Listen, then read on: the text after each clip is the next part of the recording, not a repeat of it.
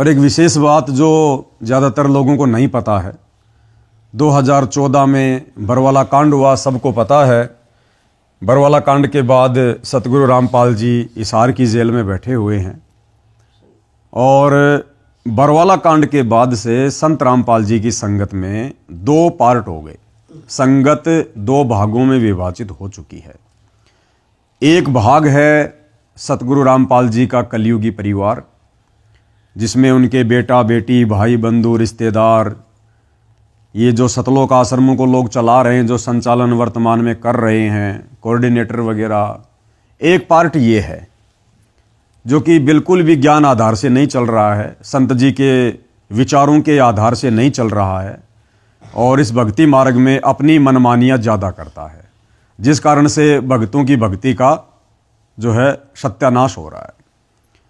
और दूसरा जो पार्ट है, वो दूसरा पार्ट जिसको साध संगति कहते हैं, जो हमारे जैसे छोटे मोटे भाई बहन हैं जिनको सत्सेवक भी कह देते हैं, तो ये साध संगति वाले भाई बहन भी उसी सतलोक आश्रम से निकले हुए हैं। क्योंकि बरवाला कांड के बाद हम लोगों ने देखा कि भाई हमारे गुरु तो जेल में जाकर बैठ गए। अब ठीक है, वो क्यों बैठे हैं, क्या उनकी लीला है, क्या उनका मिशन है, या हमें तो अच्छी तरीके से समझ में आ रहा है, लेकिन दुनिया वालों को थोड़ा समय लगेगा। तो पहले हम भी उन आश्रमों में जाया करते थे, उन्हीं लोगों के साथ में थे, लेकिन बरवाला कांड के बाद हम लोगों ने देखा भाई सतगुरुदेव जी के जो बेटा बेटी भाई बंधु रिश्तेदार हैं, जो बड़े बड़े भगत हैं, जिनको हम समझा करते थे कि ये तो बहुत अव्वल दर्जे के भगत हैं, जब उन लोगों ने इस भक्ति मार्ग में सारे के सारे मनमाने कार्य करने शुरू किए, उल्टा आचरण करना शुरू किया, गंदी राजनीति का भक्ति मार्ग में समावेश कर दिया, कभी कांग्रेस के पीछे दौड़ रहे हैं, कभी बीजेपी के पीछे दौड़ रहे हैं। एक राजस्थान में कोई गैंगस्टर था जो अब तो वो मर चुका है पुलिस एनकाउंटर में, आनंदपाल सिंह। तो राजपूत समाज के लोग उसको शहीद का दर्जा दिलवाने के लिए उसकी सीबीआई जांच की मांग कर रहे थे। तो संत रामपाल जी के परिवार के द्वारा और भोले भाले भक्तों को राजपूत करणी सेना की सभा में बैठा दिया गया।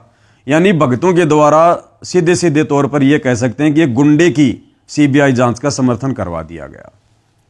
इसके अलावा और भी बहुत सारे ऐसे कर्म हैं जो भक्ति विरुद्ध हैं, जो आए दिन ये सतलोक आश्रम वाले करते रहते हैं।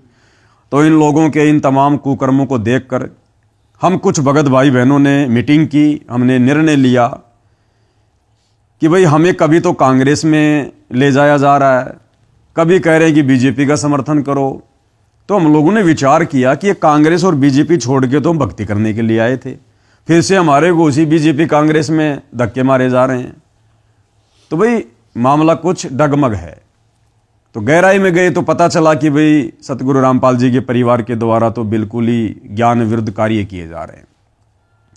तो हम भगत भाई बहनों ने, जिनको साध संगति कहते हैं, सत्सेवक कहते हैं, हम लोगों ने अपनी भक्ति और मर्यादाओं को बचाने के लिए हम सब ने एक निर्णय लिया कि भाई हम तो भगवान से इसलिए जुड़े थे कि हमारी आत्मा का कल्याण हो, हमारा मोक्ष हो।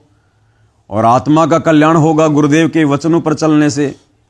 उन्होंने अपने सत्संगों में, प्रवचनों में हमें जो मर्यादा बता दी, जो शिक्षा हमें दी है, उस शिक्षा के ऊपर अमल करने से। तो फिर हम सब ने निर्णय लिया और कि भाई अब हम इन आश्रमों में नहीं जाएंगे। कब तक? जब तक हमारे गुरुजी बाहर नहीं आएंगे। जब तक हमारे गुरुजी नहीं आते हैं, हम तो अपने घर को ही अपना सतलोक आश्रम बना लेंगे।